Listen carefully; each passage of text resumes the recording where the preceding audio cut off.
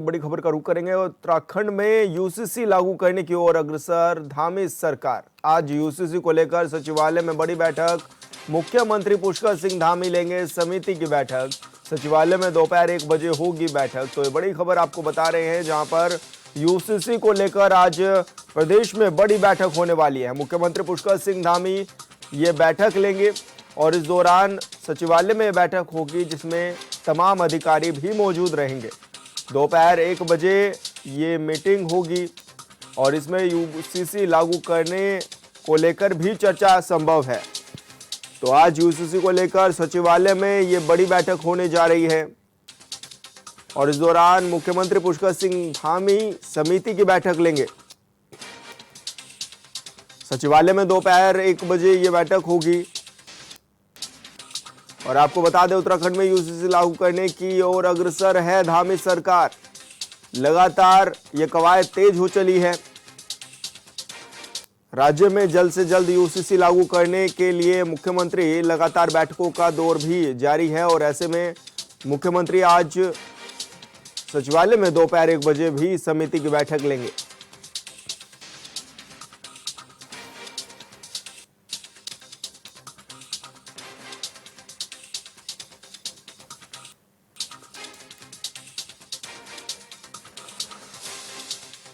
तो राज्य में यूसीसी लागू करने की ओर धामी सरकार अग्रसर है और ऐसे में संवाददाता अरुण सैनी हमारे साथ लाइव जुड़े हुए हैं। अरुण, क्या कुछ जानकारी मिल रही है, किस तरह की आज बैठक होने वाली है और क्या कुछ खास रहेगा आज की बैठक में?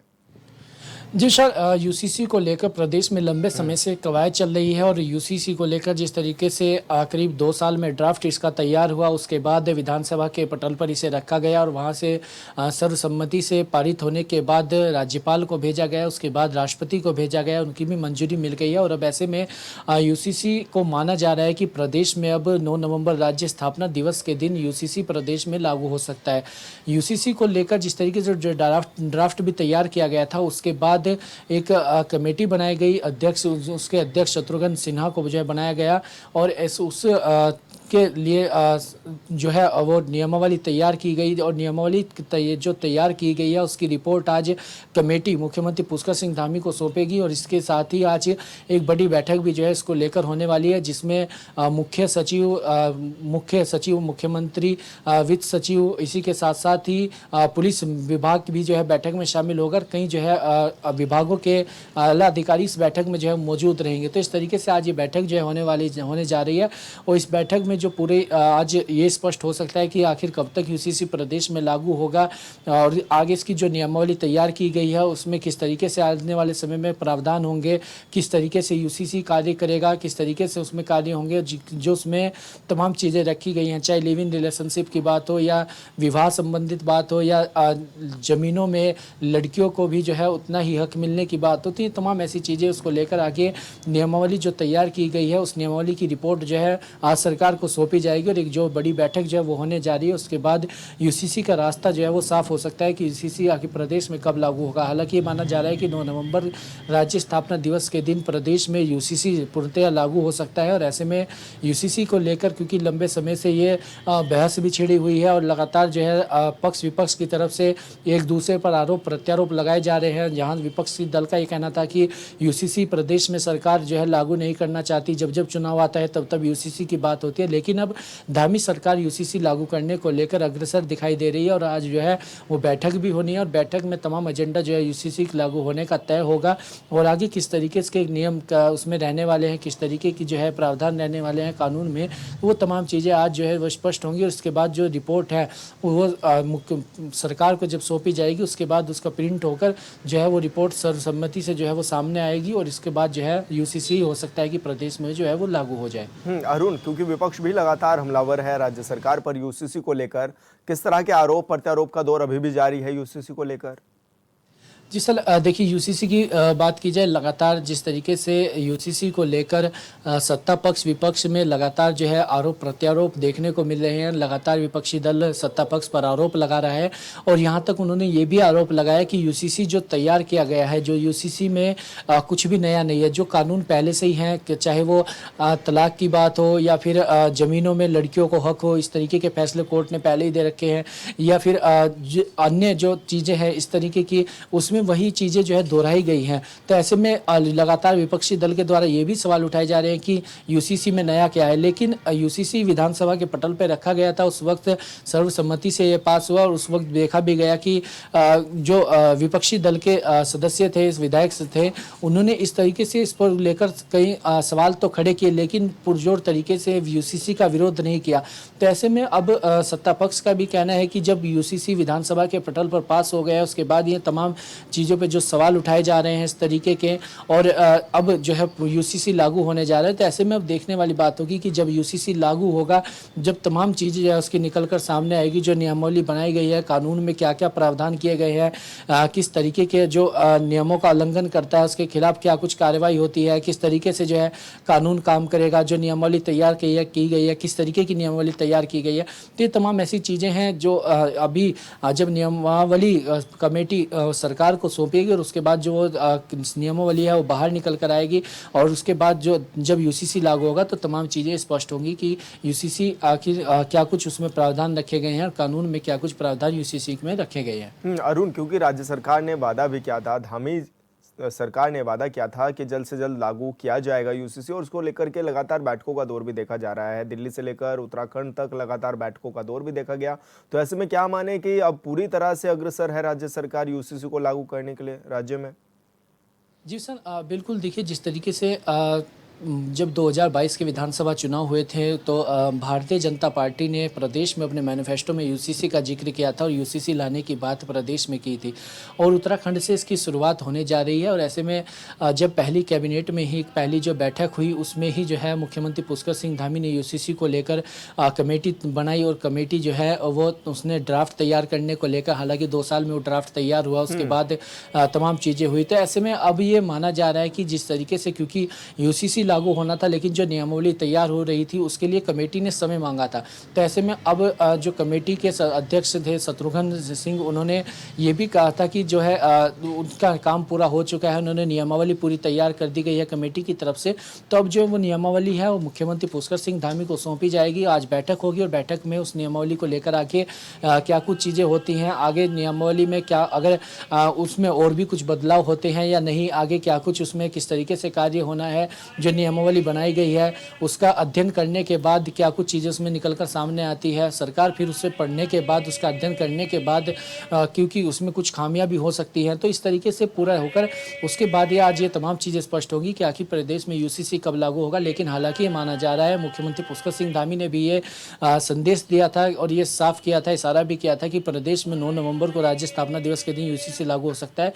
लेकिन तमाम चीज़ें आज बैठक होगी और बैठक में तमाम चीज़ें जो है वो सामने निकल कर आएंगी कि आखिर प्रदेश में यूसीसी कब लागू होगा। बिल्कुल अरुण, बहुत बहुत शुक्रिया आपका तमाम जानकारी साझा करने के लिए।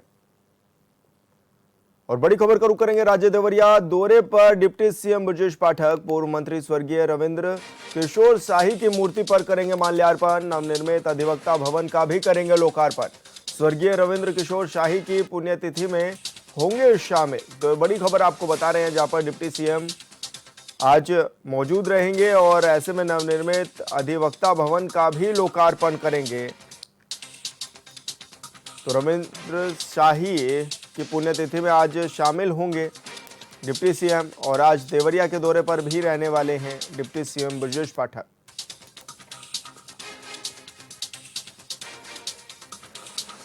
और ब्यूरो चीफ प्रदीप आनंद श्रीवास्तव हमारे साथ फोन लाइन पर जुड़ गए हैं। प्रदीप, क्या कुछ जानकारी मिल रही है, क्या कुछ आज कार्यक्रम रहने वाला है डिप्टी सीएम का?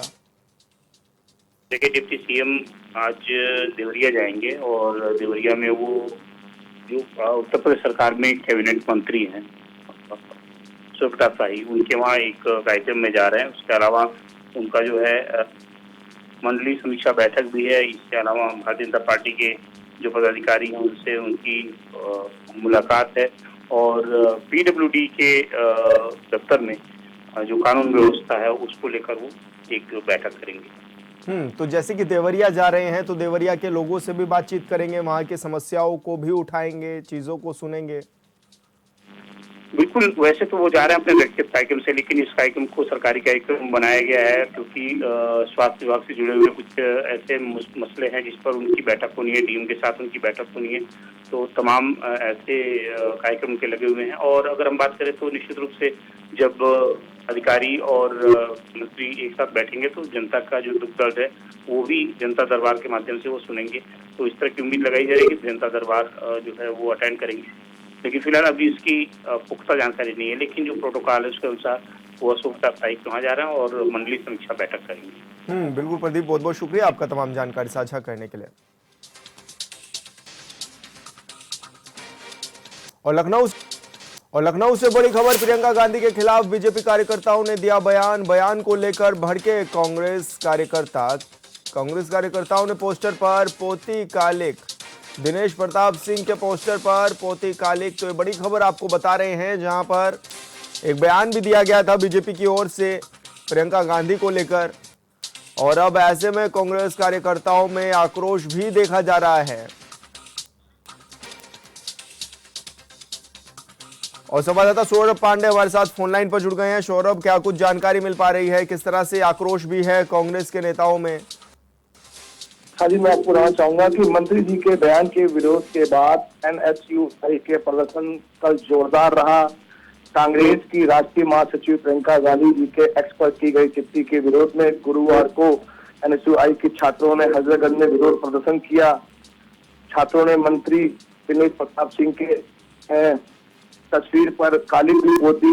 आपको बताना चाहूंगा कि मंत्री दिनेश प्रताप सिंह के कांग्रेसी नेता प्रियंका गांधी जी के विवादित के विरोध में गुरुवार को प्रदर्शन कर कार्यकर्ताओं में सीधी झड़प पुलिस से देखी गई और मंत्री जी के घर पर काली भी पोती गई। काला रंग बाकायदा इसमें मुकदमा भी दर्ज किया गया है।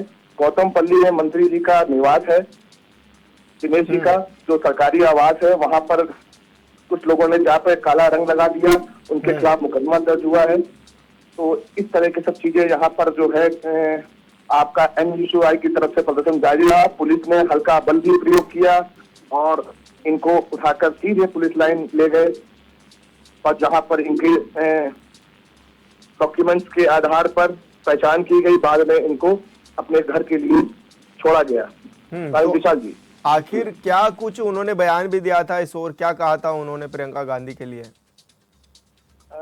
दिनेश मंत्री गांधी जी प्रताप के आवास जो सुरक्षा बढ़ाई गई है, आपको बताना चाहूँ कांग्रेस कार्यकर्ताओं की तरफ से उनके घर प्रदर्शन की नेम प्लेट पर काली पोतने का काम भी जारी है। गांधी प्रताप जी के आवास की सुरक्षा भी बढ़ा दी गई है। विरोध के चलते इलाके में अतिरिक्त पुलिस बल भी तैनात किया गया है। आवास के आसपास कड़ी निगरानी रखी गई है ताकि किसी भी अतिरिक्त घटना ना हो। और मनीषा त्यागी जी जो आपकी डीसीपी है मध्य क्षेत्र की, उनकी तरफ से भी बयान दिया गया है कि मंत्री जी के आवास पर सुरक्षा तैनात कर दी गई है और अज्ञात लोगों के खिलाफ मुकदमा दर्ज कर दिया गया है। मंत्री जी का जो आवास है वहां पर जो उनके कर्मचारी हैं उनकी तरफ से तहरीर लेकर 4 से 5 अज्ञात लोगों के खिलाफ उसमें मुकदमा भी दर्ज किया गया है। बिल्कुल सौरभ, बहुत बहुत शुक्रिया आपका तमाम जानकारी साझा करने के लिए। और बहराइच से बड़ी खबर, रामगोपाल मिश्रा की पत्नी का वीडियो सामने आया है। आरोपियों के एनकाउंटर से संतुष्ट नहीं है मृतक की पत्नी। सुनियोजित तरीके से किया आरोपियों का एनकाउंटर, मृतक की पत्नी ने लगाया है प्रशासन पर बड़ा आरोप। प्रशासन ने हमें न्याय नहीं दिया, मृतक की पत्नी का ये कहना है और सोशल मीडिया पर वायरल हो रहा है महिला का वीडियो। तो बड़ी खबर आपको बता रहे हैं, जहां पर मृतक की पत्नी का वीडियो भी अब सोशल मीडिया पर वायरल हो रहा है, जिसमें वो बता रही हैं कि प्रशासन ने उन्हें न्याय नहीं दिया है। साथ ही उन्होंने ये भी कहा है कि सुनियोजित तरीके से यह एनकाउंटर किया गया है और कई तरह के गंभीर आरोप भी पुलिस और प्रशासन की कार्यशैली पर लगाए हैं।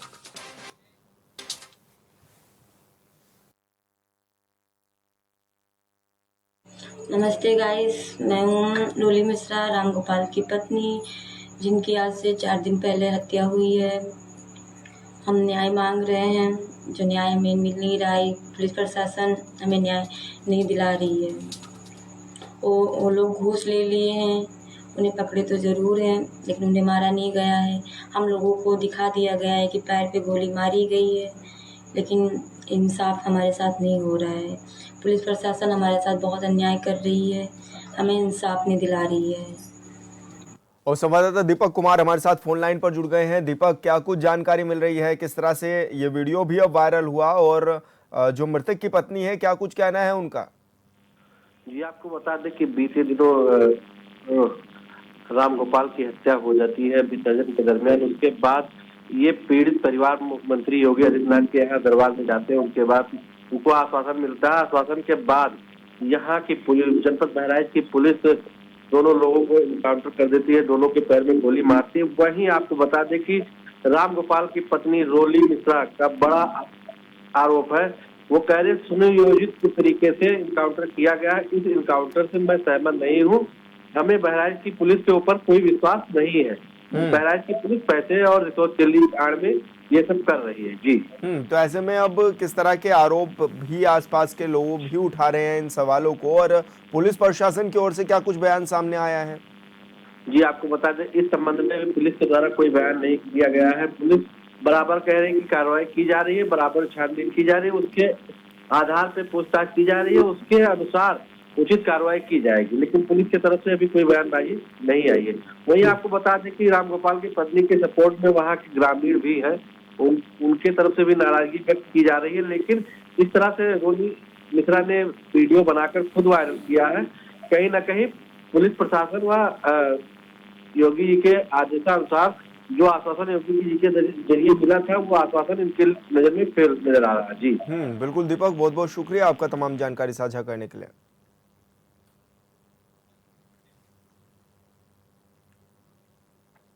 बहराइच एनकाउंटर पर एआईएमआईएम के प्रदेश अध्यक्ष शौकत अली का बयान सामने आया। उन्होंने कहा है कि बहराइच में सरफराज और मोहम्मद तालिब के एनकाउंटर की निंदा करता हूं। यूपी में लगातार ऐसी चीजें हो रही हैं। अगर प्रदेश में बंदूक की बुनियाद पर फैसले करने हैं तो न्यायालय का क्या ही काम है।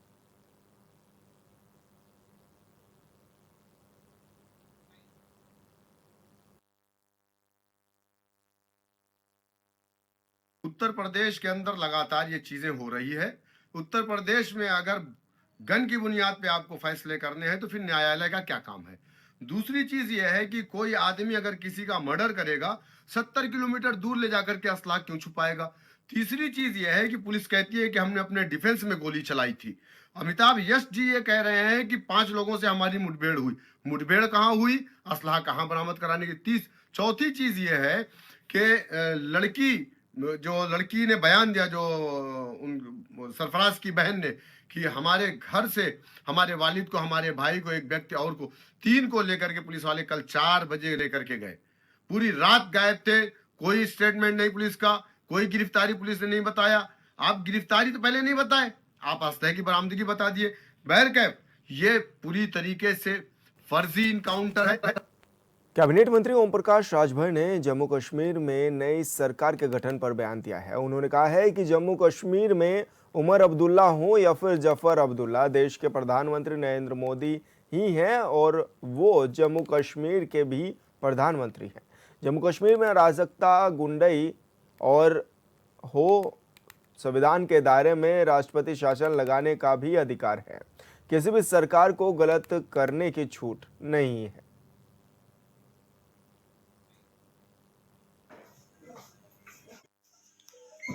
जी सर, अब शराब माफिया ऐसे ऐसे पड़े हैं कि वो पानी के जहाज बना लिए हैं, वहां से खुद जाते हैं। जातिगत जनगणना के पक्षधर आदि है, जातिगत जनगणना होनी चाहिए करना 100% होगी जातिवाद जनगणना, मोदी जी के नेतृत्व में होगी। मोदी जी कराएंगे जातिवाद जनगणना।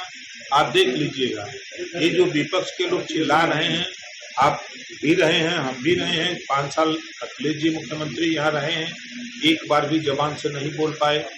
राहुल जी नहीं बोल पाए, मायावती जी नहीं बोल पाए। आज लोगों के जेहन में क्यों आ रहा है? आप लोग गवाह हो कि 22 साल से हम जातिवाद जनगणना को लेकर चिल्लाते हैं। तो मैं फिर कह रहा हूँ कि जातिवाद जनगणना होगी और एनडीए गठबंधन की सरकार में होगी और मोदी जी के